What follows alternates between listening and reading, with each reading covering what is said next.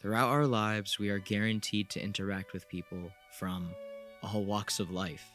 After every one of those interactions, we walk away with a completely new perspective. But every once in a while, you'll be lucky enough to meet someone that changes absolutely everything.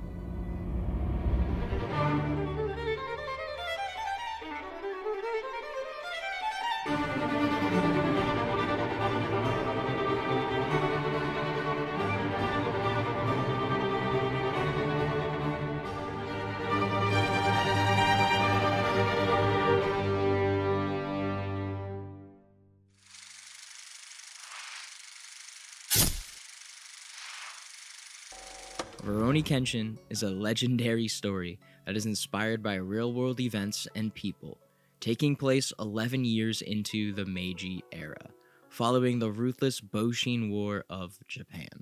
The story itself has spanned well over the past 30 years and has delved into many different outlets.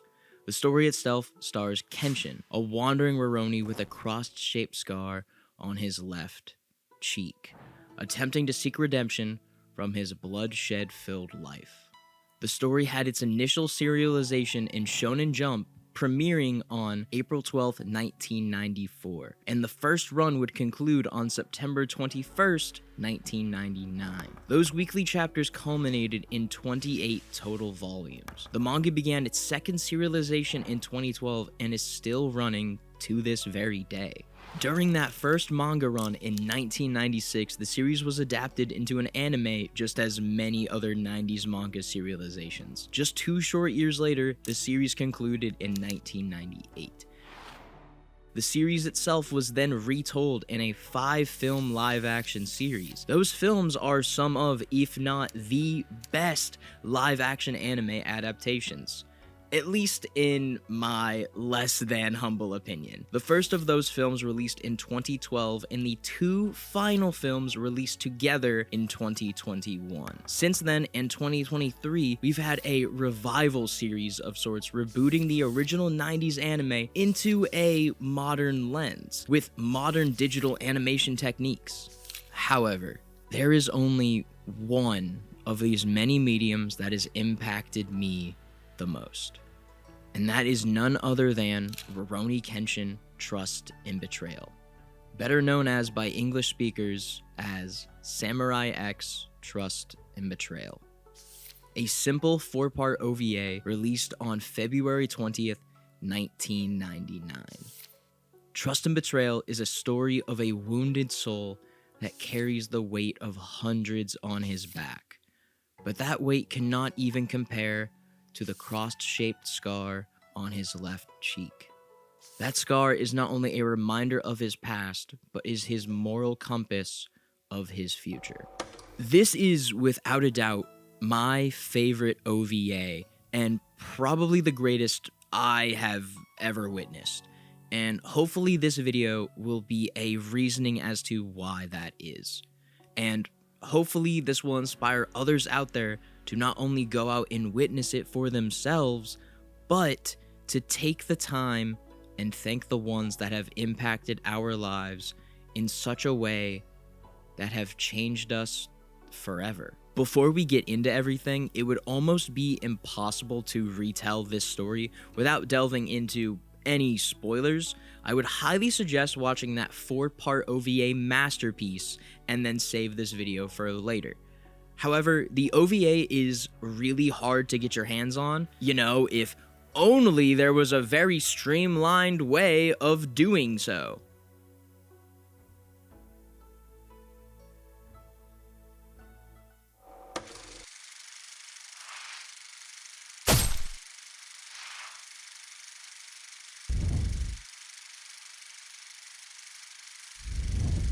One starry night, a caravan of men, women, and one child make their way through a field underneath the glowing moon.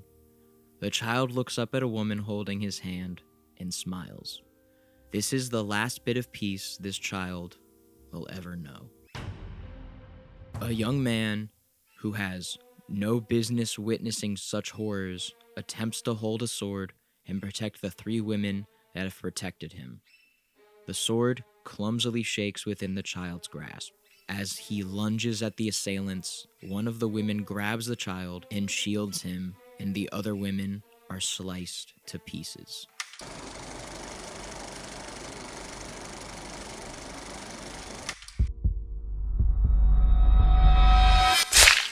The stab wound in the neck, to me, is a signifier that her final words to the child known as Shinta will be in vain. As the bandits move towards the lone child, they stop in their tracks.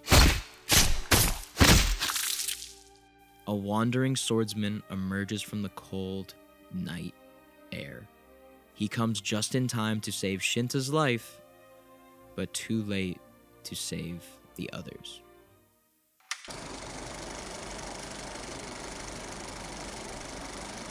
After telling the boy to revel in the fact that he lives, he decides to leave.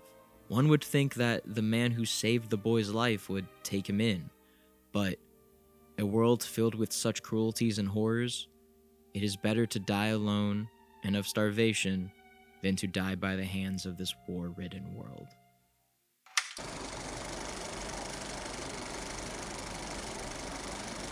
The following day, the swordsman returns to bury the bodies that were mercilessly killed by the bandits, and what's left of the bandits themselves.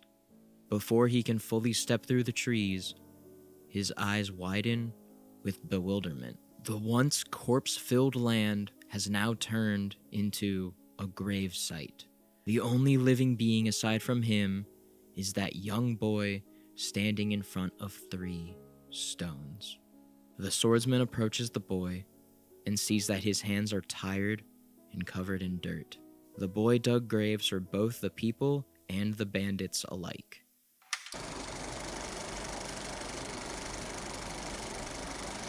In just one day, a young boy grew up far too soon for his own good. The 3 stones that lay before the 2 represent the 3 women who gave their lives to protect Shinta.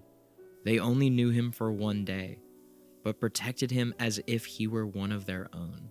That one heroic action not only saved his life, but changed the course of Shinta's future that none of them could have foreseen. The man introduces himself as Seijiro Haiko, a wandering swordsman and proprietor of the Hiten Mitsurugi sword style. He humbly offers sake to the graves of the women that saved this young man's life. Seijiro tells the boy that he is too weak to protect the women who saved him. Because of that, he will carry the weight of their deaths forever. However, if he grows strong, he will be able to defend others. He then learns that the boy's name is Shinta. The name Shinta is primarily a masculine one that is associated with multiple things. The 2 that stand out to me are cultivate and develop. Seijiro states that this name is much too delicate for a swordsman and gives him a new name, Kenshin. The name Kenshin could have multiple meanings depending on how the name is written in kanji. One means sword heart, the next humble truth, and the final healthy heart. All of these meanings, at least to me, fit the character so well that they all could be interchangeable. Kenshin is then taken in by Seijiro and is taught the ways of Hiten Mitsurugi, becoming the future heir of the style. And this style is created to protect those who are too weak to protect themselves. With each passing day, Kenshin's master believes that he will become one of, if not the most promising swordsman of this era and the next. However, as the years go by, talks of war spread by the word of mouth. Kenshin argues that he and his master should use their techniques as intended, wielding their swords for the people of this world, to protect those that cannot protect themselves. Seijiro disagrees. If they join the efforts, that would mean they must choose a side. Kenshin, as promising as he is, has yet to forego the final test of a swordsman. That final test, taking another's life. Murder is the final lesson of all sword techniques. Even though Seijiro has stated that he has killed hundreds of men, they were still men. with hopes, dreams, and ideals. Even if their ideologies did clash, they should still be treated with the utmost respect and given the courtesy of being judged as human. Seijiro states to Kenshin that if he really does believe in the cause, then he should leave and never return. Kenshin then bows and thanks his master for everything and leaves the man who not only trained him, but gave him the life that he is currently living. With his back turned, Seijiro knows that if the two were to ever meet again, the pure heart that lives inside of Kenshin will be gone. Kenshin witnessed atrocities that no child ever should at such a young age, and to make sure that no child shares that same fate, a new world must be created. And for a new world to be created, the old one must first be destroyed. With his headstrong and mindset and heart filled with nothing but purity, Kenshin chooses to join the imperialist side during the Bakumatsu War.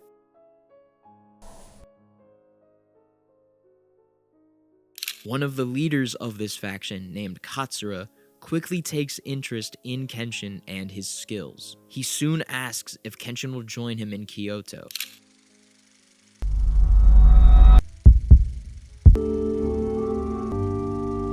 A signifier towards the lone child, Kenshin accepts just as quickly as he's given the opportunity. However, Katsura is not asking any simple task. He is asking Kenshin to become a political assassin, to become a brandished sword. The brandished sword is a phrase that comes up multiple times throughout the OVA's runtime. Brandished by definition means to shake or wave an object in a menacing manner. To be a brandished sword, one must be as ruthless as possible, giving the enemy not a chance to retaliate, to kill them as swiftly as Kenshin would be seen. Just one short year later, Kenshin is seen completing contract after contract for the Ishin Shishi. The innocent and pure heart boy we once knew has died and is replaced by the Hirokiri Batosai, also known as Manslayer. He has become so skilled that his victims aren't even able to make a sound before being killed. Until one faithful contract.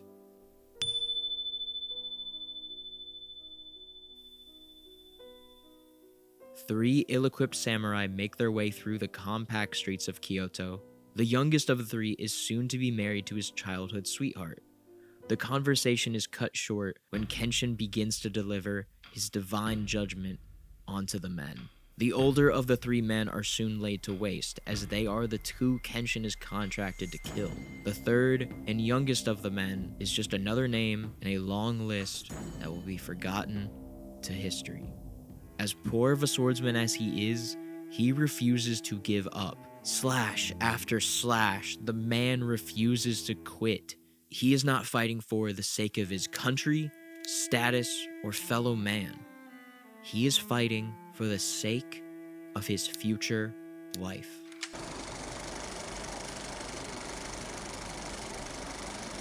However, in this fight of skill versus will, skill is the victor. With one final and hopeless attempt, the two lunge at one another. The man is killed. Not before landing the first blow Kenshin has ever taken. The first of two scars has been brandished. Kenshin's associate Aizuka enters the scene and begins to clean up the mess as Kenshin exits. Aside from the young man's carcass, a lone plum blossom has fallen onto his back. As Kenshin attempts to clean his wound, the cut refuses to stop bleeding. Days later, Kenshin receives his next contract from Aizuka. Before he could leave Kenshin by his lonesome, he stops and smells white plums in the distance. The cause is of a beautiful black-haired woman. Kenshin and her lock eyes. Kenshin's gaze quickly moves away, but as soon as it returns to her, she is gone. The scent of white plums has previously been brought up by Kenshin's former master, and continues to be a motif used throughout the story. In Chinese philosophy, the blooming plum tree is a symbol of winter's end and spring's beginnings. Because the tree blooms in winter, it is also seen as a sign of resilience and perseverance, and hope during the most harsh of circumstances. As well, in Chinese philosophy, immortals feed upon white plums to enhance themselves for ages to come. In Japan, plums are considered a protective charm against evil and are planted in gardens to do such things. Narratively speaking, however, white plums can be used as a symbol of virtue, purity, and the coming of good fortune after hardships. However, within this story, it has only ever been associated with blood and death. Even after multiple contracts, the scar on Kenshin's cheek continues to bleed. Under the cover of night, Aizuka relays to Kenshin a local superstition.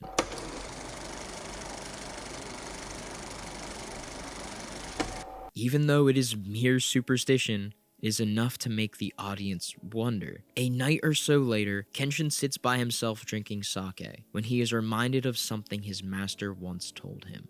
Cherry blossoms in the spring and starry nights in the summer. The autumn brings the full moon, the winter brings the snow. These are things that make sake taste good. If you don't like sake, something's wrong with you. This simple and poetic quote really resonated with me. So much so that I even ended up using a portion of it for my best man speech in one of my best friend's weddings. Even though Seijiro associates this monologue with sake, I believe you could associate this with almost anything.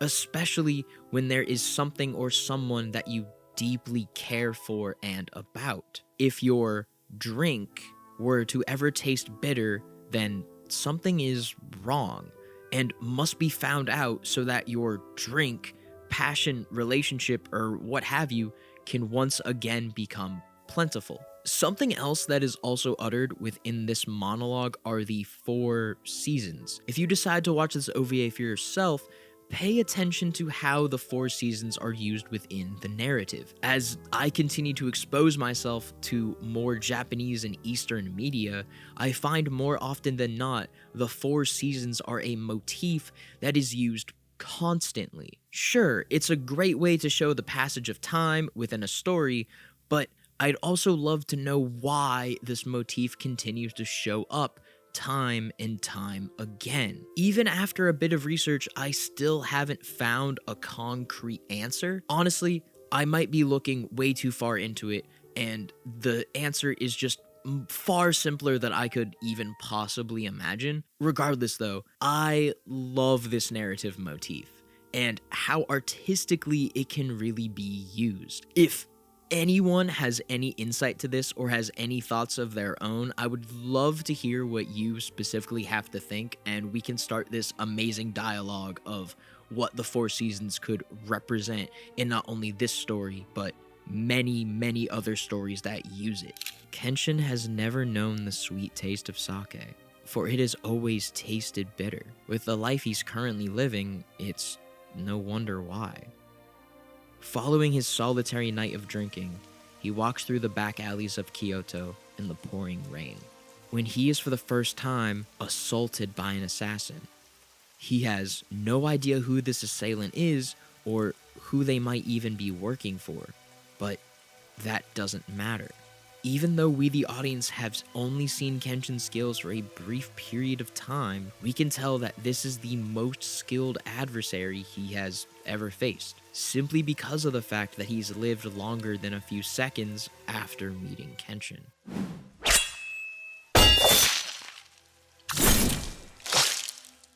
Blood begins to fall like rain. As Kenshin's head rises, he is greeted by a woman. The same woman he locked eyes with in the streets just days earlier. The same woman that smelled of white plums. The woman is covered in the blood of Kenshin's most recent fatality and utters a chilling sentence.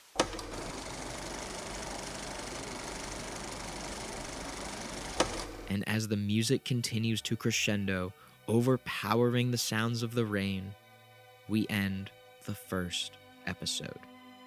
Not with a climax or revelation, but with a fateful encounter. An encounter that will change everything. A fateful encounter can be a funny thing. From an outside perspective, it's just two strangers meeting for the first time. But for the two entities that inhabit that space, all time and known rules of the universe are forgotten. Names, bodies, and even thoughts no longer exist. The only thing that does are two souls and the red thread of fate that now ties the two together. Unfortunately, it isn't until far later down the line when that thread is finally found. That's a feeling that I know all too well. And I'm sure many others out there could relate to that same exact feeling.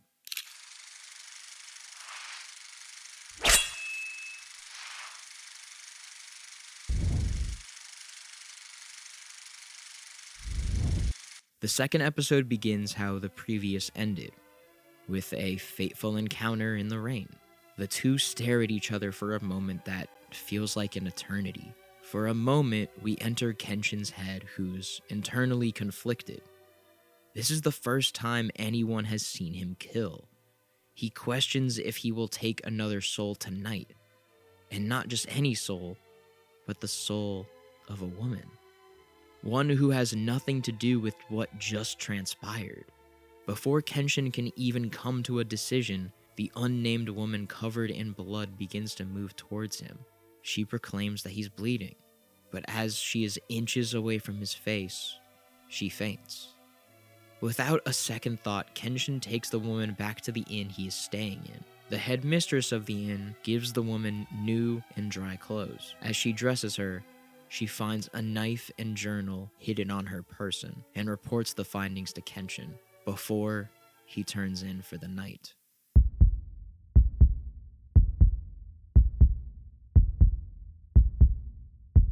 Luckily, it was only a dream.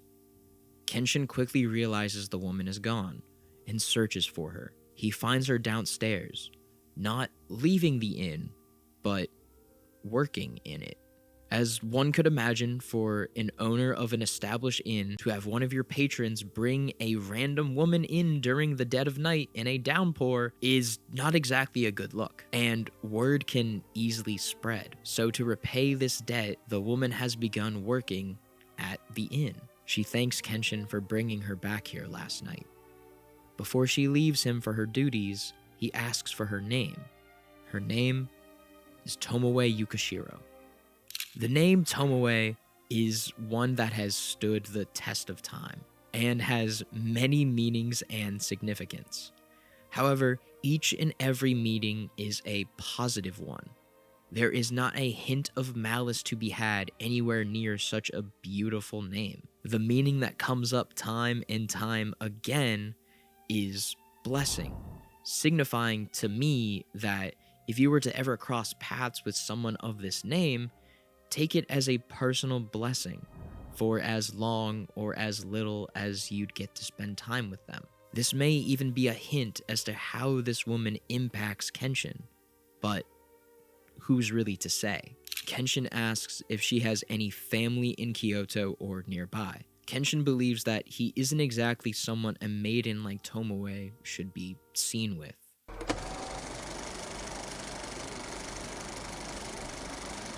Before she leaves him bewildered, she hopes that his wound will stop bleeding and proceeds on with her work. The other women of the inn begin to gossip about this new woman that's begun working alongside them.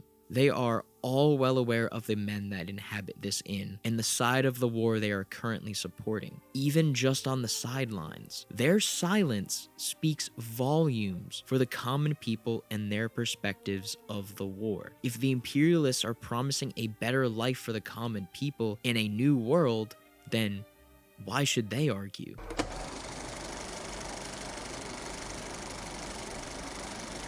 That statement is one that completely flew over my head with each previous watch through.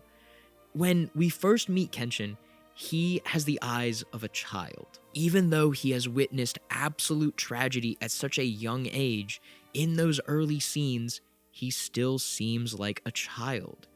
Even when he was training with his master in the mountains, and even before coming to Kyoto, his gaze was softer. Now that face of a child juxtaposed to the man we are now well acquainted with is a horrific sight, to say the least. Subtlety is really what is telling this story.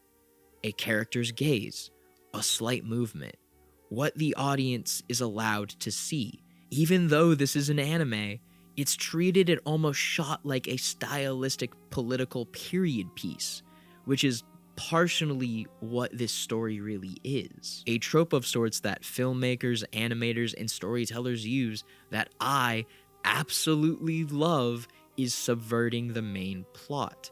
The main plot of this story is technically the Bakumatsu War, showcasing the bloodshed and shady tactics both sides must use in order to usher in a new world or to keep the old world intact for another era. However, the main plot we are actually following is of this orphaned assassin and how he acquires two scars that are the cornerstone of Kenshin's iconic character design. Speaking of character design, that's another thing that this OVA does wonderfully. If you were to place Trust and Betrayal's Kenshin next to any other adaptation of Kenshin side by side, Trust and Betrayal's would stick out like a sore thumb, but in the best way possible. The creators of this piece chose to tell a very realistic and lifelike story, and purposefully made the characters reflect the ugliness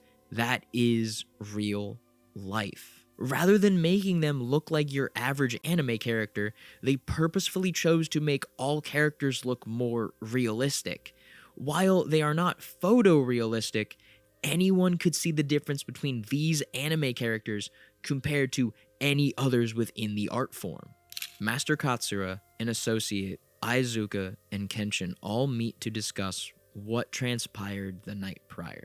No one knows of Kenshin's existence other than everyone within this inn, so they all agree there might be a traitor amongst their ranks. Aizuka is then asked to find whatever information they can on Tomoe, just to make sure she isn't a spy for the shogunate. He later returns empty-handed. She is just one of the many women within this time period that is unfortunately forgotten and thrown by the wayside. That night, Kenshin was ambushed by officers of the opposing side of the war efforts. Even though he made quick work of them, two things are unfortunately now true. The first being that the shogunate now knows someone of great skill resides on the side of the imperialists. The second is that it is almost guaranteed that there is a spy amongst their ranks. Following the ambush, Kenshin returns to the inn. As he washes himself, the cut on his cheek once again begins to bleed as Tomoe approaches.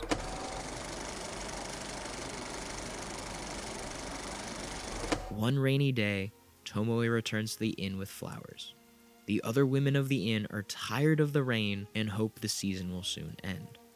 Even though Tomoe has only been a worker at this inn for a short period of time, she has acclimated to the environment quite well and fits right in with the other girls. As she dries off from the rain, the headmistress comments something that, at first glance, may seem like a throwaway line, but is actually one that I still continue to ponder even when revisiting this script. She and the iris flower are the same. Both scents are strongest within the rain. We then quickly fade to that very night. Tomoe is wide awake and seen writing in her journal. On what? We don't know as of yet. The rain continues to drop on Kyoto. Tomoe watches Kenshin as he sleeps and returns with a blanket. Her gaze is a complicated one. The audience is unable to read what may or may not be going through her head. As she enters the room, she stumbles on a spinning toy, the same toy that Kenshin grasped onto the night he witnessed the deaths of the women who protected him.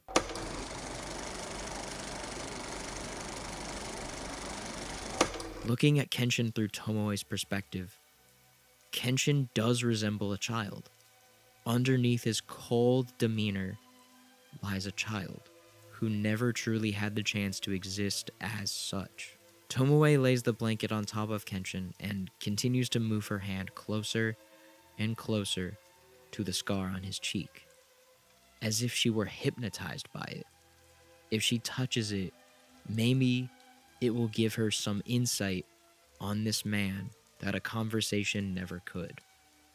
As her hand inches closer and closer, he awakens.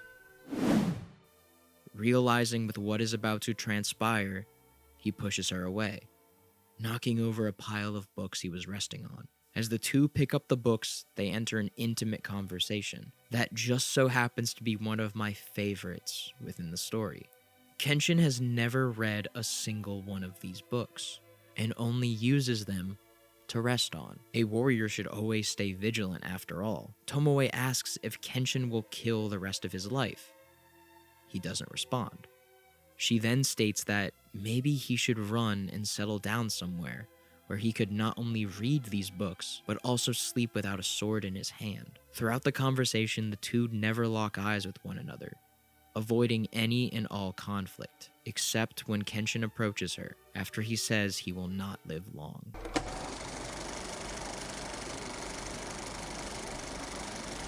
She knows that she will never understand him, or the way that he lives and leaves. Before Tomoe can fully exit, Kenshin thanks her for her kindness. Sincerely, not because it was the right thing to do, but because Kenshin thought it was the right thing to do. That very night, Katsura summons Tomoe into his room for a chat. He and everyone in their ranks have noticed how different Kenshin has been since the two have met. He is asking her to do one task and one task only.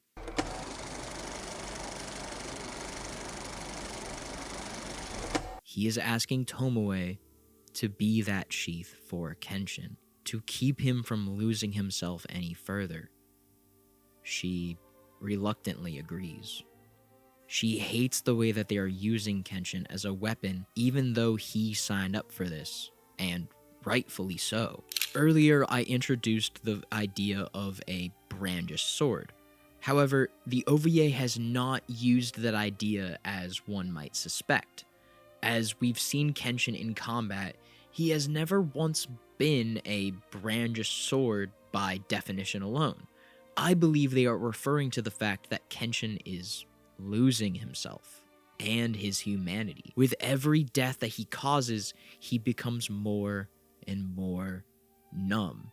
His emotionless is taking over. And then out of nowhere, Tomoe stepped into his life. Even if he hasn't realized it, others around him have begun to see how much of an effect she has had on him, even for just a short period of time. Before Kenshin came to Kyoto, Katsura and his friend spoke of how this work would eventually kill Kenshin. Not physically, but emotionally. And because of such actions, Katsura must never unsheath his sword for as long as he still lives. Katsura has held his end of the bargain, but at what cost? Is one's honor and promise comparable to another human's psyche? Of course, I disagree with that fact, but I can't be the one to make that decision. With all of that weighing upon Tomoe, she does begrudgingly accept this task. But is she even really given a choice? The answer is once again no.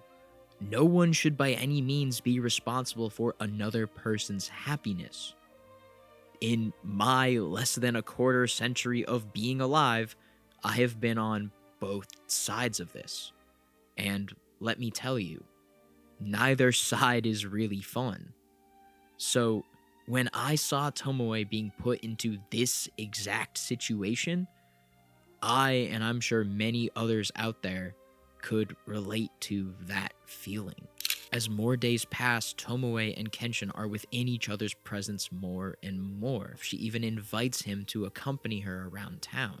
In a city of men, a woman walking around unaccompanied can be dangerous, hence why she carries the knife with her everywhere. Whilst the two begin to head out, enemies of the Imperialists congregate and plan to infiltrate the inns that may be harboring Imperialist soldiers. The Imperialists themselves have no idea of any of this. Tomoe and Kenshin are quaintly sitting across from one another at a bar, which is actually called an izakaya. It is an establishment that normally serves beer, sake, and other drinks, but at the same time serves shareable appetizers. Chances are, if you've seen any character drink either in a Japanese film or anime in this type of establishment, it's probably this. The two casually drink sake together. As Kenshin takes his first sip, he's at a loss.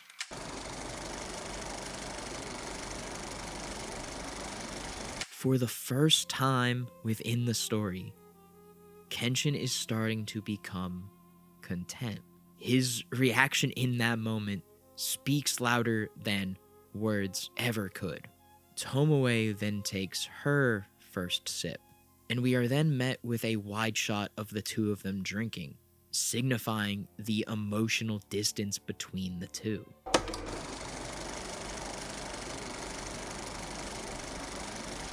This bit of dialogue is perplexing. However, this may be the most open Tomoe has ever been to Kenshin, telling him as forwardly as possible that she was using sake as a crux, or a vice, if you would. We don't know exactly for what, we can only speculate, and keep that in the back of our minds. The sake doesn't taste bad, but the taste seems to confuse her more than anything. Why was she expecting it to taste bad? Is there an outside reason? Again, this can only be speculation. If anything, this dialogue is a beautiful showcase of how poetic this script truly is. It reads almost like poetry to me, never explicitly telling the audience everything, but alluding to the possibility of what it could possibly represent. As the two continue to drink, the shots become more and more intimate, as does the conversation.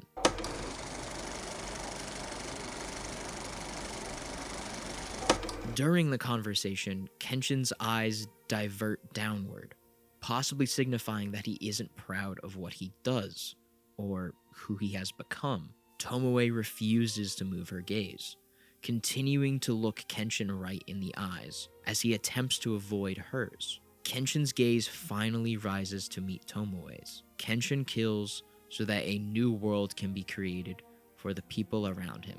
That's all he needs to know. Aizuka then rushes in, telling them both to leave immediately, proclaiming that Kyoto will be burned to the ground, and that Katsura and the rest of the imperialist regime are in danger. Blood has been spilled. Swordsmen on both sides begin to kill one another, all for the sake of their own beliefs in what is right for others, speaking for people who cannot speak. Every time I watched this scene, the shogunate fighting the imperialists, it always baffled me. In the fact that the imperialists stand no chance against the shogunate soldiers, even when the numbers seem to be in their favor. It wasn't until rewatching the live-action adaptation of this film with my mom, of all people, that I realized why they were so easily dispatched of. Most of the imperialists are common folk, coming from an impoverished background, while the shogunate are all classically trained either because of their family name or rank and status. They were given the opportunity to learn the ways of the sword, whereas imperialists were just given them, reminding us there is a big difference in between wielding a weapon and knowing how to use such a weapon. As Tomoe and Kenshin run, they are intercepted by enemy soldiers. Kenshin commands Tomoe to run back the way they came. As he goes to grab his sword, she grabs his arm.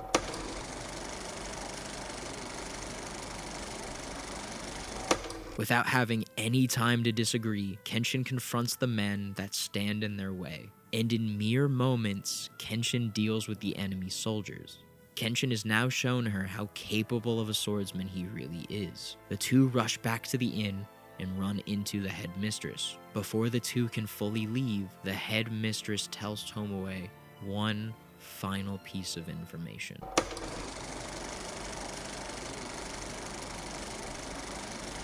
Even though it's brief, what the headmistress is relaying to Tomoe is sincere. To me, at least, it seems as though this is in reference to Tomoe's true intentions. What are they?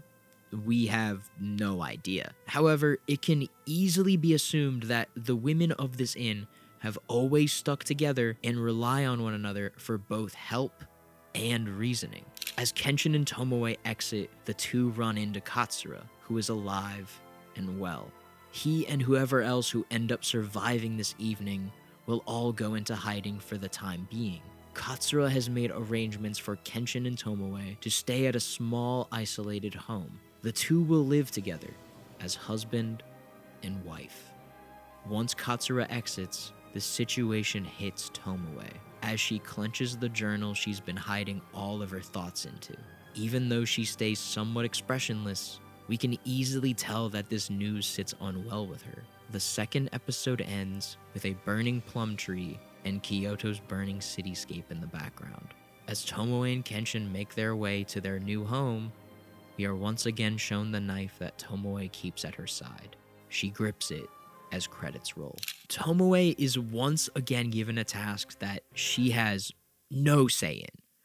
Not only is she asked to be the sheath for the man that she relatively knows nothing about and does not understand his way of living, but is now forced to live with said man and pretend to be his wife. The situation she has been put into is beyond an unfortunate one, and it's unfair in every form possible. She did not ask for this, but that doesn't matter. And Kenshin himself hasn't really said anything about the matter. He's the main character, and yet he has failed to make any decision, aside from leaving his master's side and choosing to become an assassin. He may seem different to others, but has he really changed since meeting Tomoe? And if so, what could possibly happen to have such a stoic and emotionless man become the defender of all life that wields a sakabato in the Meiji era? I guess only time can really tell.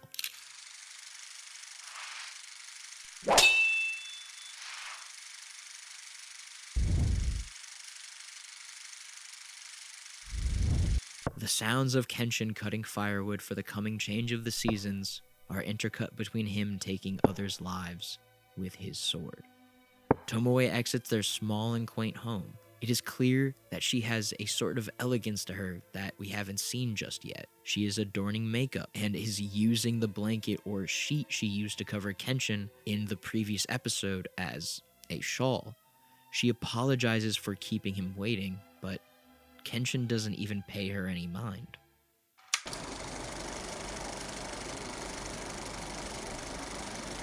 For the first time since the beginning of this OVA, we see Kenshin smile. Not just any smile, but one of pure innocence and contentment.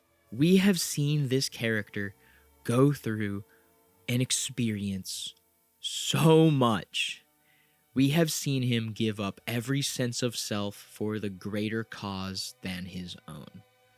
My hope is that you can understand the magnitude of this situation, and Tomoe does as well. She doesn't respond because she herself is even taken back by it. She then gives off a faint smile of her own, and the two simply walk away. Kenshin's shadow passes the blade he used to cut the wood.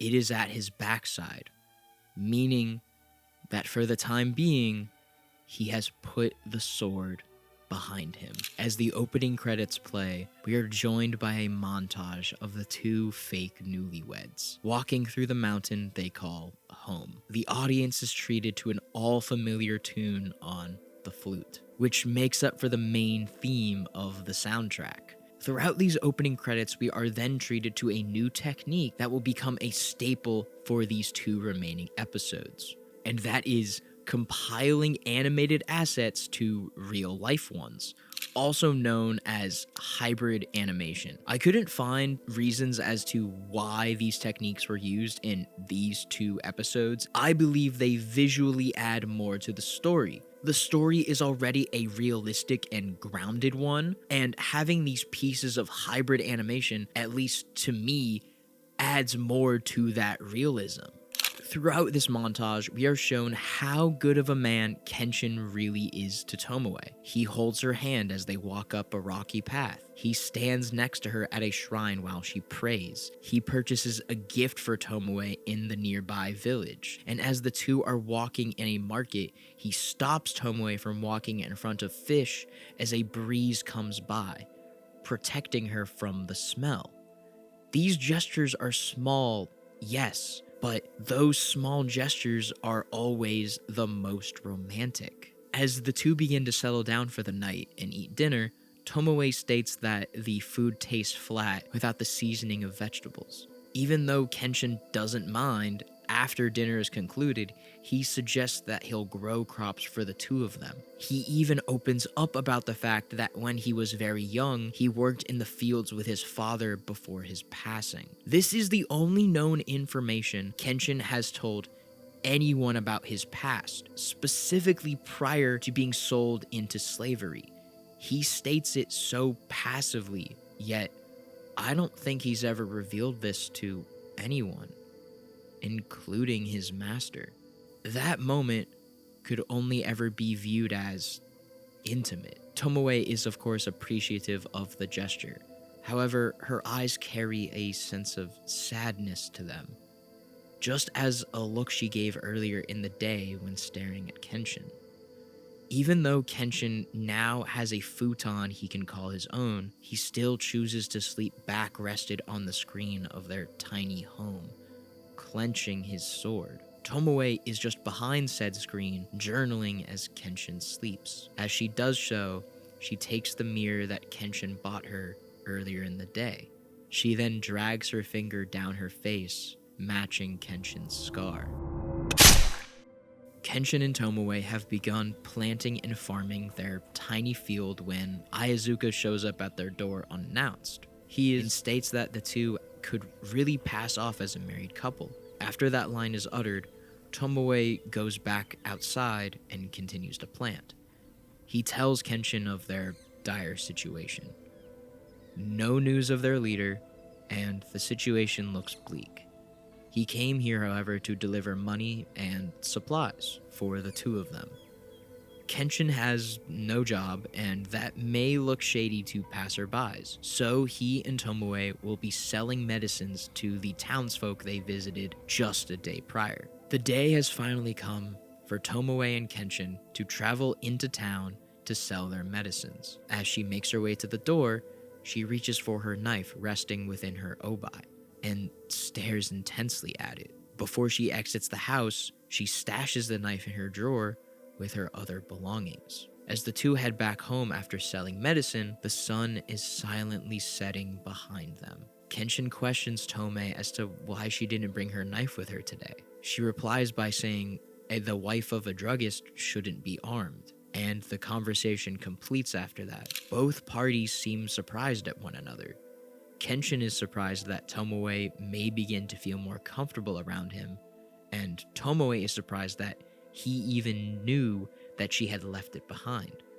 Just another case of complex yet simplistic writing that says more in silence than the actual words. That night, the two once again share a bottle of sake together. Kenshin's face after taking his first sip says it all. The last time they shared a bottle, it tasted good to him for the first time in a while, maybe the first time in his life. But this time, it has never tasted better, showcasing that finally Kenshin has become fully content. He is happy for the first time in his life. He has known what peace can truly be. Tomoe takes her first sip and is left speechless. It tastes good to her, great even, but the look on her face says otherwise. Instead of the look of happiness, it is the look of regret, as if she never wanted it to taste good in the first place. And now that it does, she feels a deep sadness that neither Kenshin nor the audience could even come close to understanding. Later that night, Tomoe journals just as she has been doing since coming in contact with Kenshin. She clenches her blanket and stands up from her desk. She once again attempts to wrap Kenshin in the blanket as he sleeps. This time is different. She successfully covers him, but continues to stare at the unconscious assassin. As the flame of the candle dances within her eyes, her gaze changes. It's not as cold as before. Maybe Kenshin's presence has changed her as much as she has changed him. As the rain of the fall season continues, Kenshin is met with another visit from Ayazuka. This new environment has changed Kenshin. As a human, he is softer, and as a warrior, he has also softened. We are then met with a very intimate yet short scene. Tomoe is sitting within the bathhouse, clearly in pain. Why the filmmakers chose to include this is a mystery to all of us. However, I like to believe that there is a sense of symbolicness within this scene, just as there has been a sense of symbolicness in every other scene prior. There are many things that are guaranteed within life. Pain is one of those guarantees. The embodiment of pain does not care how much you are suffering, nor does it care if you aren't.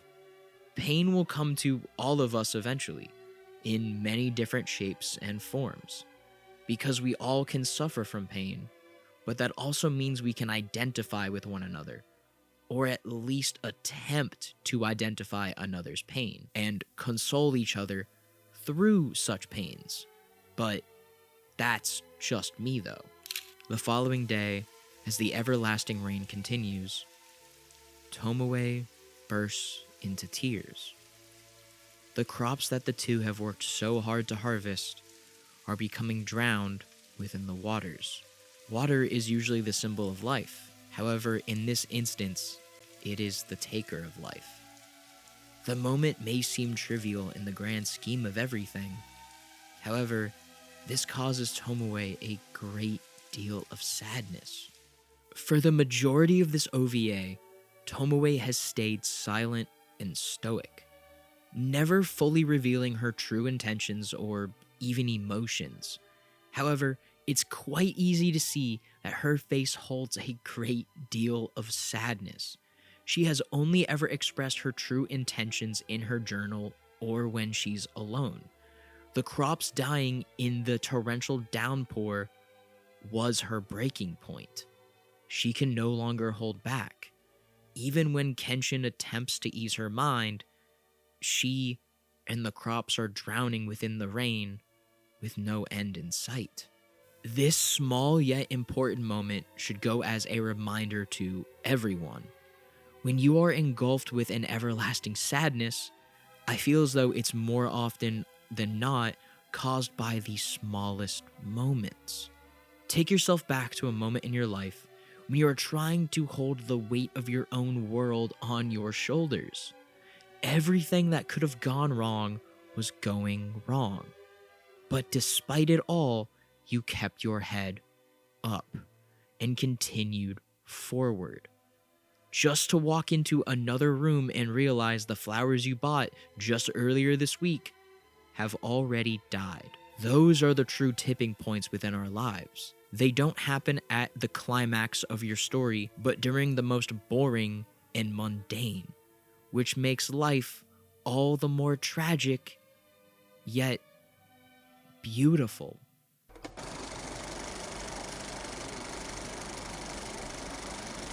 This statement catches Kenshin off guard and leaves him in shock, but she persists. Even when the two are leaving a falsehood, she can't help but think of what the two could know of one another.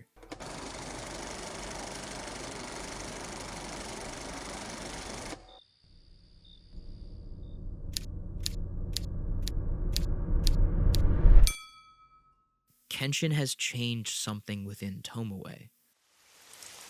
Ayazuka is then seen traveling on the road in the pouring rain, when he then hastily takes note of his surroundings and turns into the nearby forest. He's then pursued by another member of the Imperialists. He is seen talking with a group of men who are affiliated with the Shogunate, and the only thing they seem to be interested in is the death of Kenshin.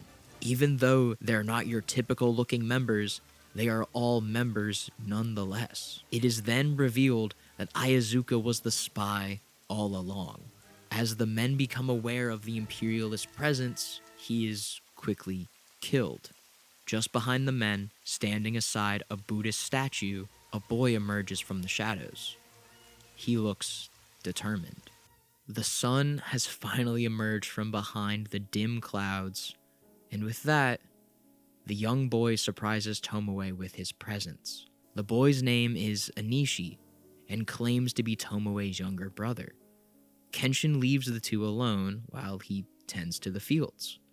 Kenshin leaving the two family members alone is nothing but respectful. Even if the two begin to talk about him behind his back, that's none of his business. He has no say in whatever topics the two are about to converse in. Anishi relays that he is in cahoots with the men in the abandoned temple. Upon hearing this news, Tomoe urges Anishi to return home. Anishi then bursts into tears. The boy is still a child after all. He can't understand the nuance of the situation. He cannot understand why Tomoe doesn't want him working with those men, nor does he understand why she is living with Kenshin. But he doesn't even try to understand. She then gives him the parasol that she adorned the night that her and Kenshin met, to have him give it to their father in Edo as a remembrance of her.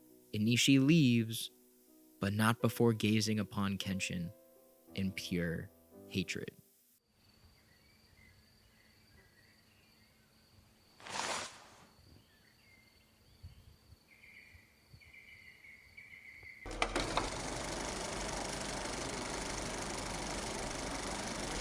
This quote is oozing in subtlety.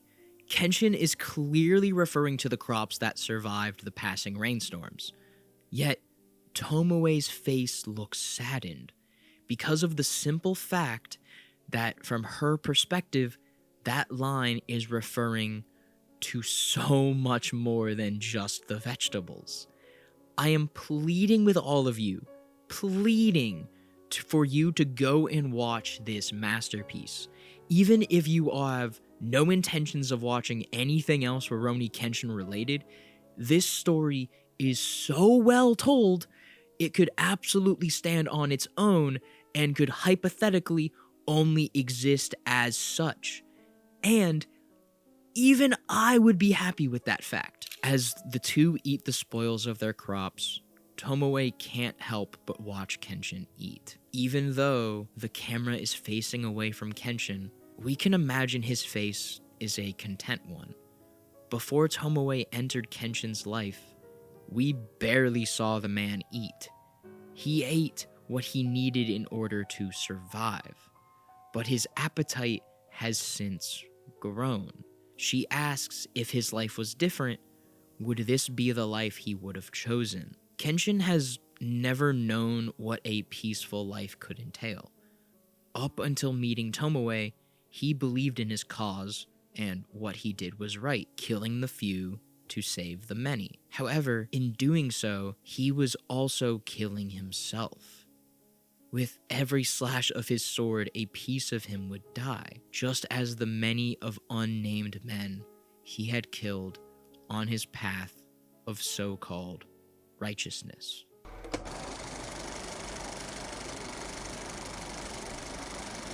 After Kenshin has finished his heartwarming statement, Tomoe decides to come clean, not of her, but of her past. Her father is working for the shogunate in Edo, meaning that he is on the opposite side of Kenshin, and that her mother died whilst giving birth to Inishi. Because of such circumstances, Inishi sees Tomoe as both sister and mother. Their family was never wealthy, but lived peacefully. She was once even engaged to be married.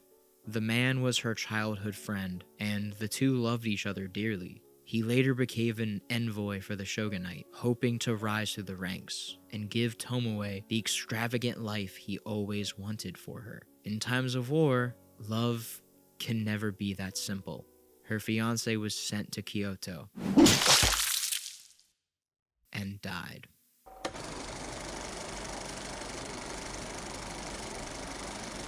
Snow begins to fall outside of their small home. The rain has turned to snow.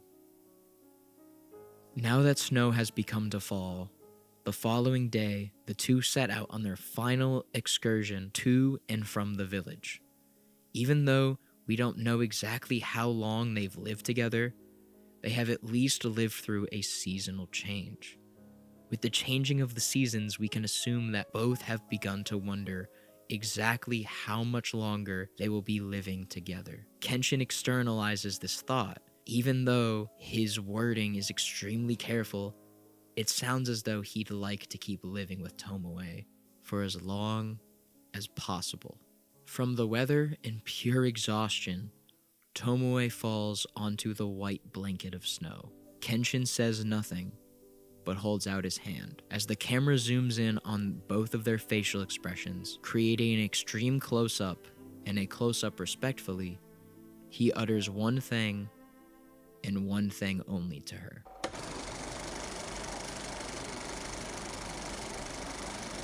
As her eyes widened, we immediately cut to a bird taking off in a body of water. Just like every other moment in this OVA, this simple scene of a white heron choosing to fly out of a body of water holds meaning. Even though this is complete speculation, I believe the heron is a representation of Tomoe. And when the heron takes flight, that symbolizes her choosing to love Kenshin. The bird didn't have to fly. It chose to. I don't think we have complete control over our emotions, especially when it comes to love. Who we love and how much we love them, that is a choice. And it's a choice that Tomoe has finally made for herself. Throughout this entire story, we have seen these two grow closer, and yet they still seem so far away. Kenshin doesn't even have to say his true feelings to Tomoe. That look he gave her says what words never could. Maybe the reason why Tomoe always looked so disappointed and standoffish is because she's been fighting these thoughts of love and a deep human connection with Kenshin. But she now has destroyed every wall that she had built up and has finally embraced her feelings towards Kenshin.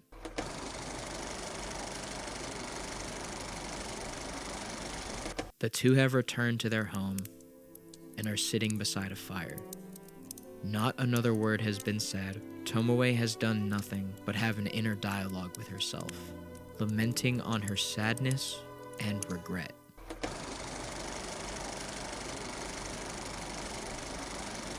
She could do nothing except cry. As her tears begin to fall, she reaches for Kenshin's scar, and he allows her to touch it. With one swift motion, she leaps into his arms. Just as quickly as she leaps into his arms, Kenshin embraces Tomoe lovingly.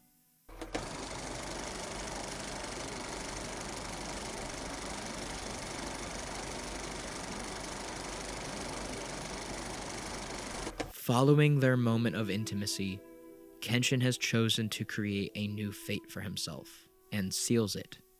He vows to Tomoe that once this new era has been created, he will give up the sword and killing altogether. He may not know how to exactly atone for all of his sins, but Tomoe and the audience know that Kenshin shall stick to his words. He has been nothing but hopeful and peaceful for the future, and hopefully he himself will be able to find a peaceful future, as all of us should as well.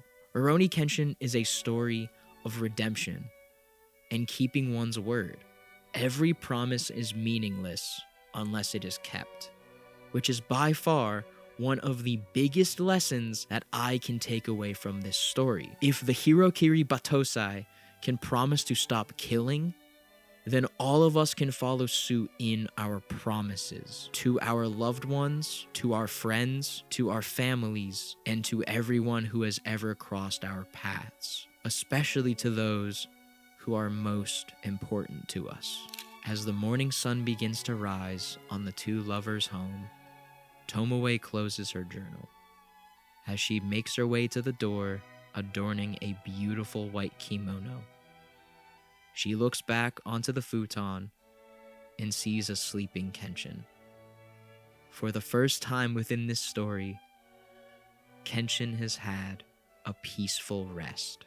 When I first witnessed this moment, my emotions completely swept over me, and I couldn't help but burst into tears. Kenshin has truly changed. He has become a peaceful man, and a peace he is far deserving of.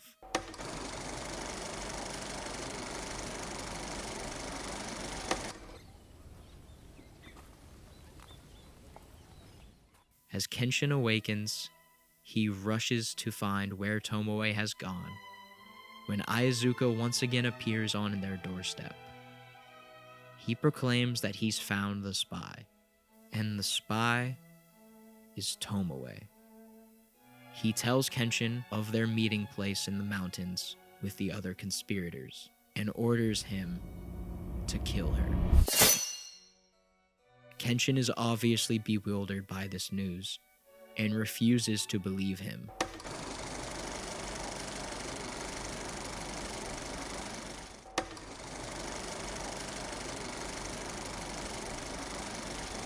As Kenshin opens the pages of her journal, blood begins to seep from his cheek. The cut has reopened. End of episode 3. Even now, that ending still haunts me. I'm sure all of you could have guessed by now, even though I've tried my best to keep it a secret. The man that Kenshin ruthlessly killed and who somehow managed to cut him because of pure stubbornness was once Tomoe's fiancé. And what a way for Kenshin to find out. Not through Tomoe, nor coming to the realization on his own, but through someone he thought of as a comrade. I really want that moment to sink in with all of you. And if this is how you're finding out about this Shakespearean twist, I'm truly sorry that I wasn't able to do it justice. The OVA by no means hides this fact. Even though Kenshin is our central character, he is withheld by the most information. The audience is omniscient after all, but even though it's revealed very early on within the story, I don't think it diminishes the impact of this moment at all. As hard as this may be, put yourself in Kenshin's shoes for just a moment. The world has done nothing but be cruel to you, and yet you continue to move forward even when doing so is actually killing you. Little by little, and then one fateful day, you meet someone.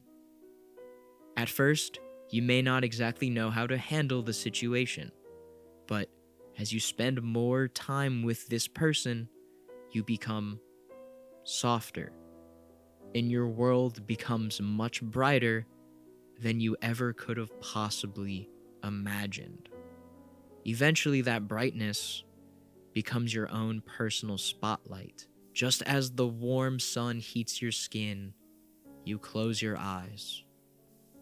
And right as you open them, the sun has set, and the harsh, cold night begins to set in. I can only speak from my own personal experiences, of course, but that is what that moment felt like to me. All of you should come to your own conclusions on what that may feel like to you, because I can almost guarantee that we all have felt that at some point in our lives, that feeling of warmth slipping away that you can't do anything about. With that all being said, though, that's only half of the story. There's still Tomoe's side of all of this. Since meeting Kenshin, she had to stare at his scar day in and day out. A physical reminder of her dead fiancé. The man that she gave her heart to is gone. And the only thing that is left of him, aside from her memories of them together, is that scar on Kenshin's cheek. It's seriously hard for me to even think of a more poetically depressing reminder than that. Now that there aren't any secrets, everything should make total sense now, especially when it comes to the multiple story beats involving the bottles of sake. If the sake ever started to taste good to Tomoe, that is a signifier of a change of heart, which is something Tomoe never wanted. As I've stated earlier, we don't have full control over our emotions, which makes this scenario all the more tragic. The more time Tomoe spent with Kenshin, either chosen or forced, she saw herself falling deeper and deeper in love with him, which is why she was so standoffish and cold towards him. She was attempting to keep her emotions in check, but we can only do that for so long. Eventually, you need to accept your emotions if you are to ever move forward.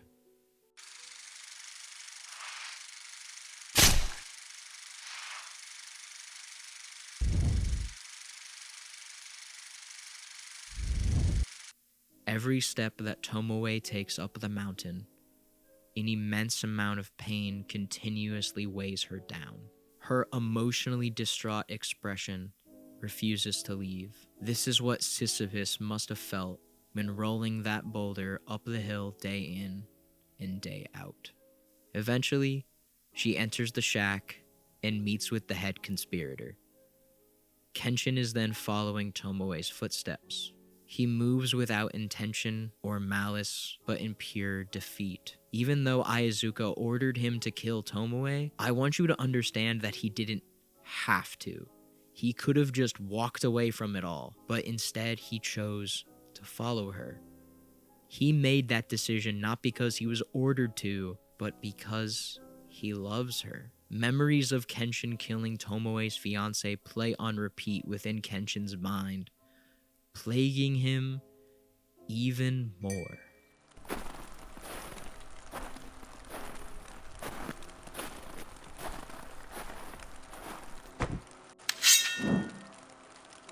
A piece of snow falls from a tree branch. Out of pure instinct, Kenshin cuts it. It's no wonder that he swings his sword in such an erratic manner. He himself even realizes it, with a look of complete confusion.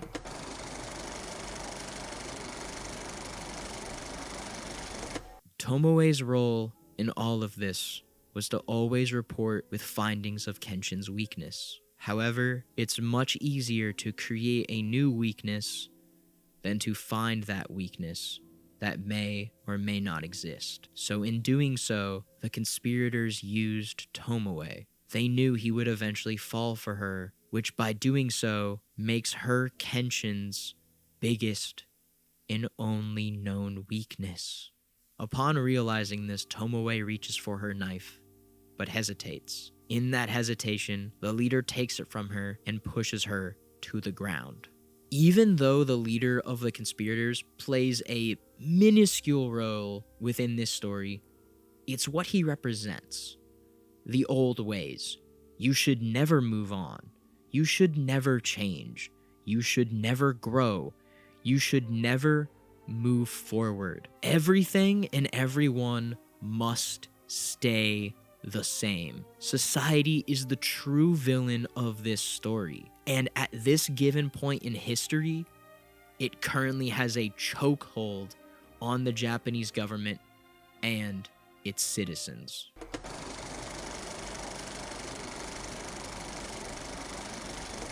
The first of the conspirators ambushes Kenshin. Even with the assailant having the upper hand, Kenshin kills him with one swift movement.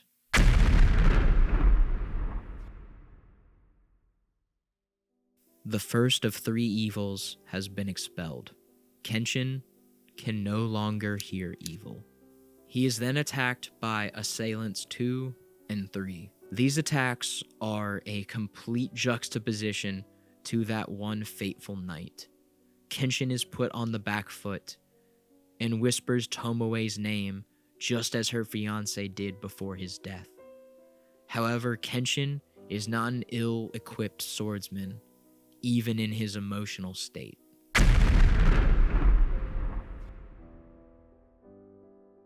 The second of three evils has been expelled. Kenshin can no longer see no evil. The leader leaves Tomoe in a completely broken state. Not physically, but emotionally. During the Edo period of Japan, most women had two set paths before them at birth: the life of a wife or the life of a courtesan. Both lives are never easy, and in most cases, women never truly had a choice. Tomoe, however, was lucky enough to marry someone that she knew and was legitimately in love with, instead of an arranged marriage. But with her future husband dying at the hands of her current fake husband, what is she to do? Socially speaking, it would have made sense for her to take her own life, or follow the other set path. However, she chose neither, and instead made a path of her own.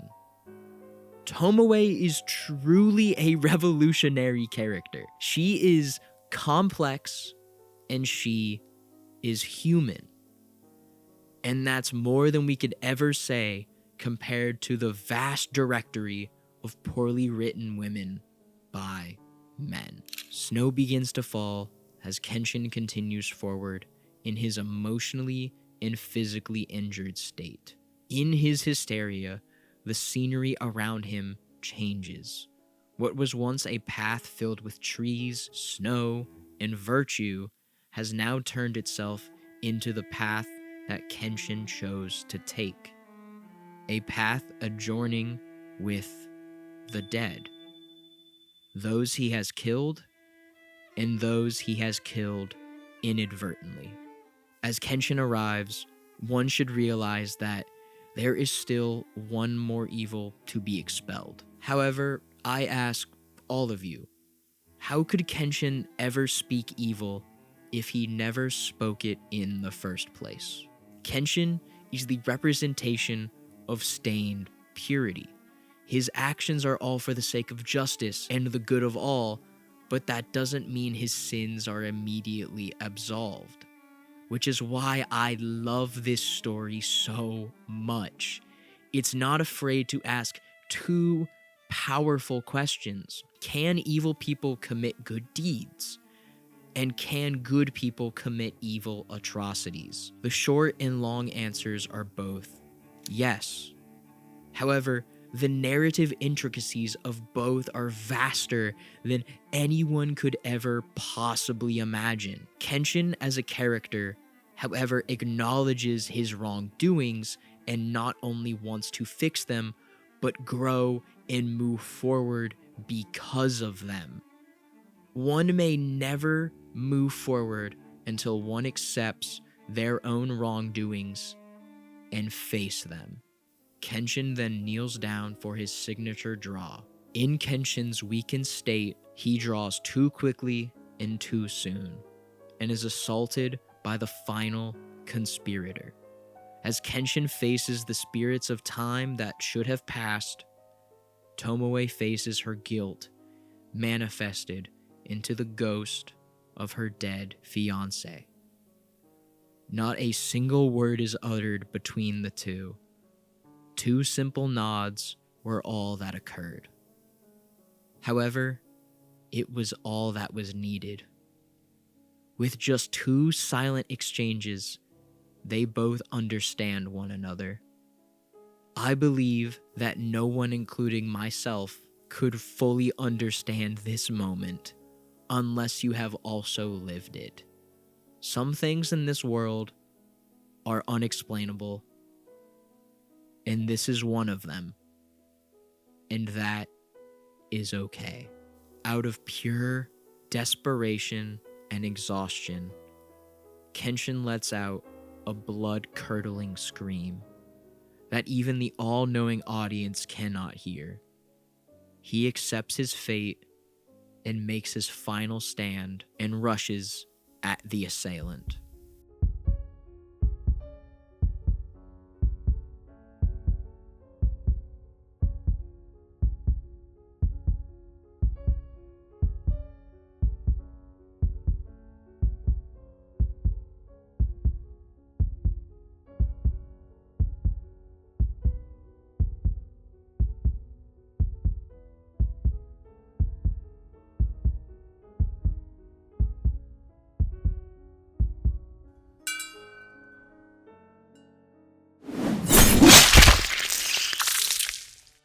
Kenshin's promise is broken. At the very last second, Tomoe intervenes between the two men to hold the leader back as Kenshin gruesomely sliced through the man and Tomoe's flesh. Tomoe sacrifices herself for the man that once took everything from her, but ultimately for the man that she loved most. Kenshin delicately holds Tomoe's body. A tear of blood runs down his face as he looks at her for the first and final time. Tomoe's arm moves faintly towards Kenshin's face, clenching her knife. As she slowly raises it towards Kenshin's face, he closes his eyes, lowers his head, and accepts his fate. The two blades have finally crossed. The scar is now complete by the hands of Tomoe.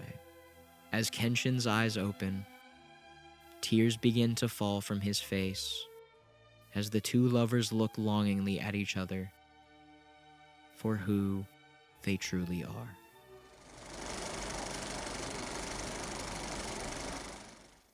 In my mind, there is no other tragic love story that could ever come close to trust and betrayal. I'm sure many of you could have assumed that Tomoe would be the one to mark Kenshin with his second scar. It just makes narrative sense after all, but that doesn't mean we didn't want that to be the case. When it comes to love in all different shapes and forms, we end up hurting the ones we love most. Kenshin and Tomoe are, of course, no exception. These two ended up hurting each other in ways that are only befitting of the title. Kenshin trusted Tomoe, and his trust was then betrayed by Tomoe. On the opposite end, Tomoe was betrayed by Kenshin even before the two had their fateful encounter, but soon grew to trust him, which makes their story all the more tragic. I'll talk more of this, of course, at the end of the video, but I'd like to shine a light on the final bit of dialogue the leader of the shogunate conspirators uttered before his death. I don't understand what a woman is. Once again, I believe this is the representation of the male patriarchy during the Edo period, referring back to the two paths women were forced to take down within their lives. This was all that they knew, and this was all that men knew as well. However, men, specifically those in power, didn't see women as women, more as vessels whose only job was to procreate, which was the ending of both set paths. So as this man saw Tomoe intervene in the battle, his whole life and knowledge of what a woman is completely turned upside down, which is why his final thought before leaving this disheveled and war-ridden world is such a thought. I fear as though I can't continue on without even mentioning Tomoe's final bit of dialogue. "I'm so sorry, my darling." This line still courses through my very soul. It's a tragic one, of course, but one can't help but imagine who she is even saying this to. You'd love to believe that it's meant for Kenshin. That line could sum up every single interaction these two have had throughout the runtime. However, as we delve deeper into the line, you might begin to think that it is actually meant for her deceased fiancé, apologizing for not saying how happy she was with their lives before he left for Kyoto, or in the fact that she fell in love with the man that took his very life. The third and final possibility is that this line was meant for both of them simultaneously, possibly apologizing for the fact that she could not live with either of them until old age. With this being Tomoe's final line before her death, we unfortunately will never know the true answer. Some of you may find that fact disappointing, and that's all right. You're more than allowed to think that way.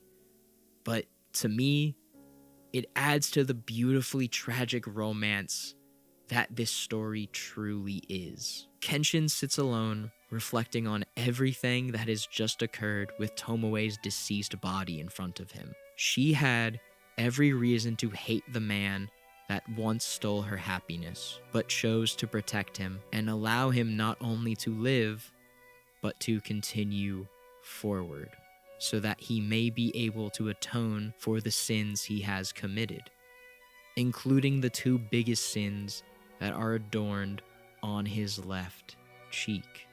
A physical reminder for not only those aforementioned sins, but a promise to never kill as a new age is ready to be ushered in. Credits begin to roll as Kenshin burns his bloodied past behind him. However, there is still more work to be done until the age can become anew.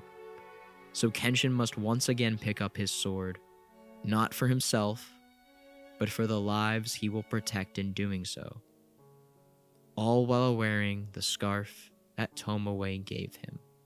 With the banner of the Emperor rising high, a new era will soon begin.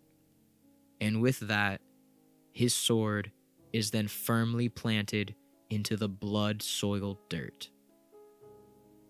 There is but one thing left to do. One fateful day, as the sun began to set, just as it did all those years ago, a wandering man carrying a gourd of sake makes his way to a gravesite he frequently visited. as he came through the trees, as he has done tens, if not hundreds of times, the man once again found himself in bewilderment. Behind 3 stones lies a new grave, and tied to it is a blue scarf, tenderly worn and well kept, the final signifier of a life that changed absolutely everything.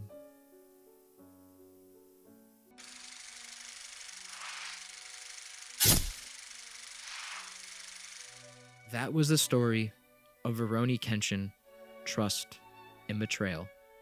One of my personal favorite stories, and is without a doubt my favorite OVA within the medium. I'm just sorry that I wasn't able to retell it as well as I would have wanted. But this was a story that I had to tell, especially at this time when everything still feels fresh, as if it all happened yesterday. I truly believe that everyone should witness this OVA for themselves and come to their own thoughts and conclusions. And hopefully you were able to see, at the very least, a fraction of the love that I have for this story. This has become a yearly watch through for me ever since I first saw it. It just made sense for me to revisit a story I had first watched over 2 years ago while wearing a crew neck that I haven't worn in the same amount of time, and probably won't wear for some time to come. Even though it feels like a warm hug that I haven't felt in a very long time. Simply because I am and was scared to wear it. Just how I was scared to make this video. Just as I'm sure Kenshin was scared to continue forward without Tomoe at his side. Kenshin would eventually pick up the sword once again in order to protect those who are unable to protect themselves, just as his master would have intended. He wouldn't just use any sword. He would instead wield a sakabato, a reverse-bladed katana. It is the perfect representation of Kenshin's character following the first 11 years of the Meiji Restoration period. With every clash of his blade, he would be facing his sins head on, in the most literal and figurative way possible. And you know what? Maybe it's time for me to do the same. I think it's time for me to face the blade. And maybe it's time for others out there who identified with this story as well. Just as Kenshin and Tomoe did in their own rights. Somehow, if you're still here, I just wanted to say thank you all so much for sticking around until the end of the video. As you could expect, this video took a lot of time to write, film, edit, and create in general. So I'd greatly appreciate a like, comment, or maybe subscribing to the channel if you haven't done so already. It may not really seem like it helps, but it really, really does. If not, though, I totally understand, and you wouldn't be hurting my feelings or anything. This video took a lot of courage for me to make, and I just hope that my thoughts and emotions, or what have you, came across in at least a somewhat confined and well-told manner, and I hope to see you all in the next video. And I just want to say thank you for all of those that have stuck around during my longer than anticipated hiatus. But before I go for real this time, I'd like to say a few more things, specifically to the person that impacted me in such a way that it ended up changing absolutely everything. You still somehow continue to impact my everyday life, even if you don't see it. There are so many things that I want to tell you, even if you don't want to hear them. And there are so many things I still want to hear from you. So, I'll continue to wait with bated breath for a time when we can say everything that's been on our minds and everything that hasn't been on our minds, even if that time never actually comes. I'll continue to wait. For now, let me leave you with this. Thank you. Thank you for everything. Thank you for helping me bring the colors back into my once gray life.